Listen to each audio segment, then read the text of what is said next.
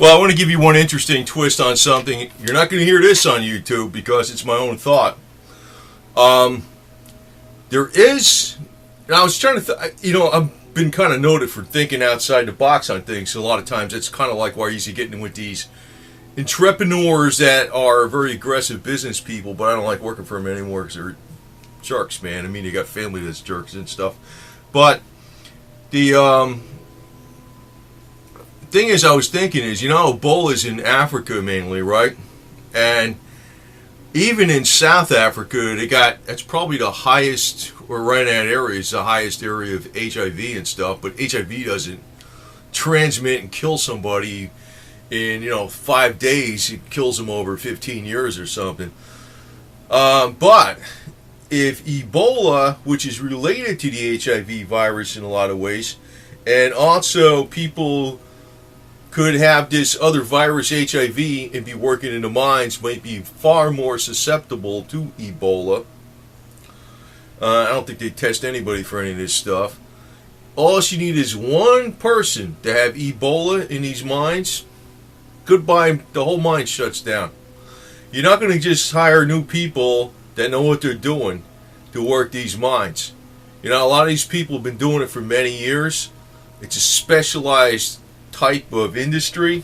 You got to know what the hell you're doing, and it's not easy to do. It's not like flipping burgers or something, or I don't want to knock that, but you know what I mean. It's not something where somebody can be trained right away to do a job in a mine unless it's a non-essential job.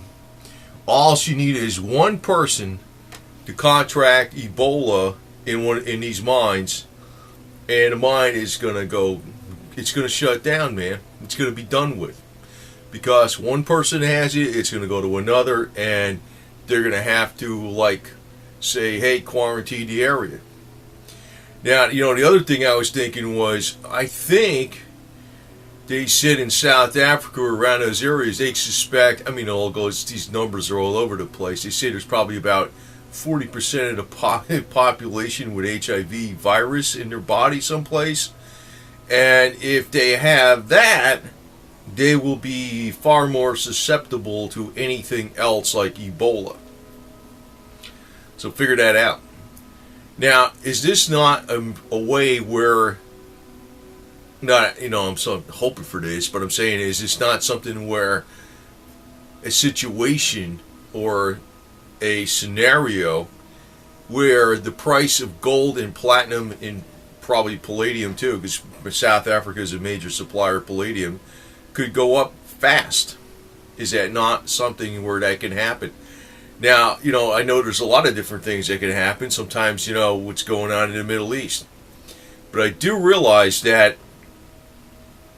if this happened, it would not bring up the price of oil. It'd be a situation where gold and platinum especially would go up, and it would not necessarily be it wouldn't be a real boon to the Russian economy. I mean, Russia does mine a lot of platinum, but nowhere near. South Africa is the number one, and platinum is not a major. It is pretty major, but oil and coal and natural gas is Russia's real area where they get the most of their revenue from.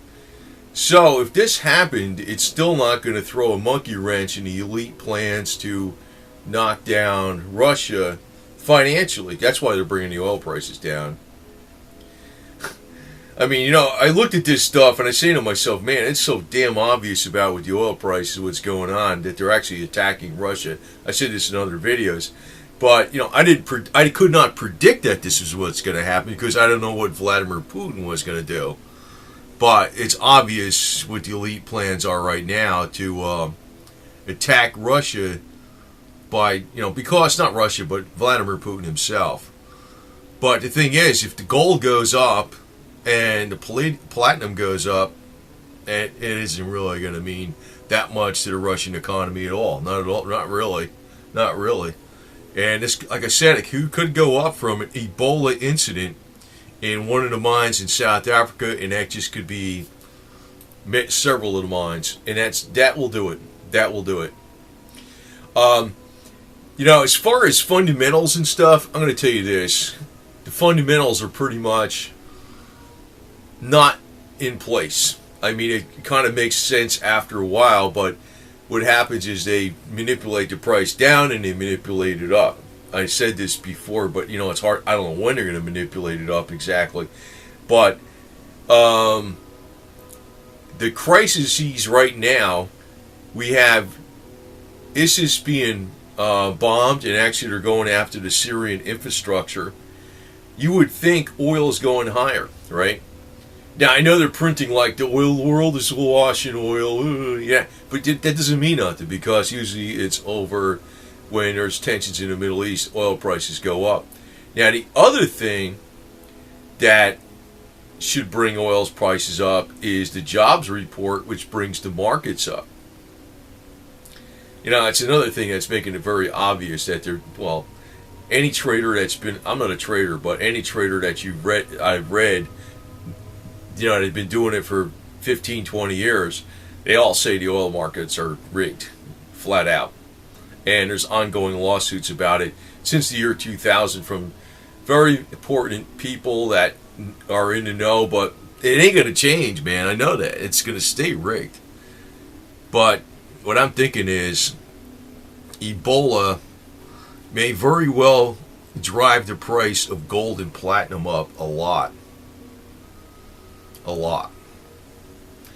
It's not like I know this for a fact, but it only takes one incident in South Africa to basically shut down a mine or a few mines.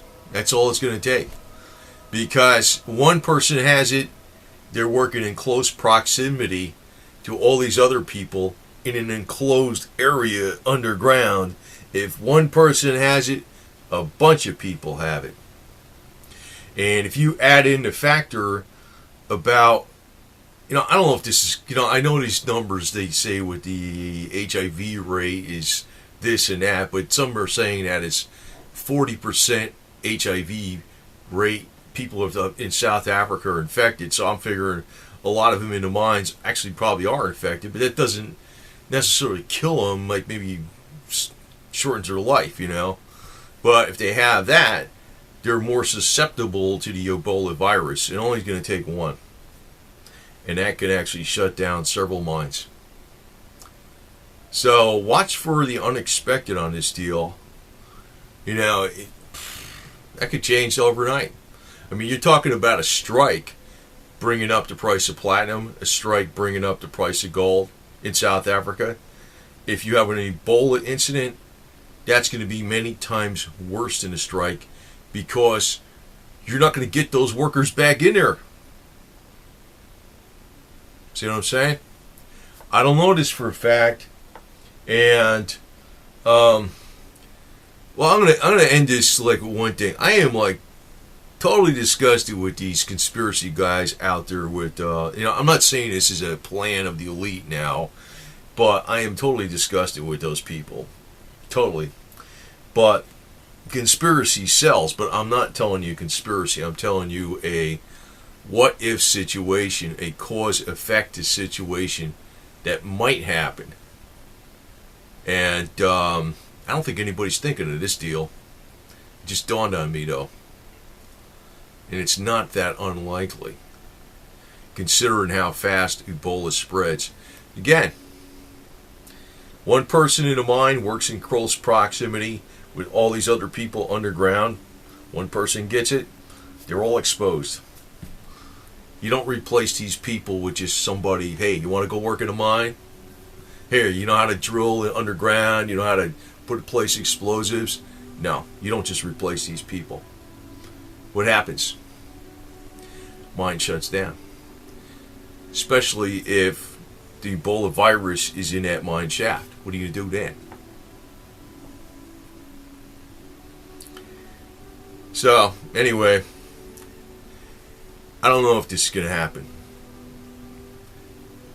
But it's not like a remote possibility. Is it? Is it? So anyway, just want to leave you with this thought. Expect the unexpected. But I think I'm the only one that actually thinking outside the box, and I always think outside the box. But I ain't working for nobody no more. I don't like those yo-yos, man. Anyway, over that.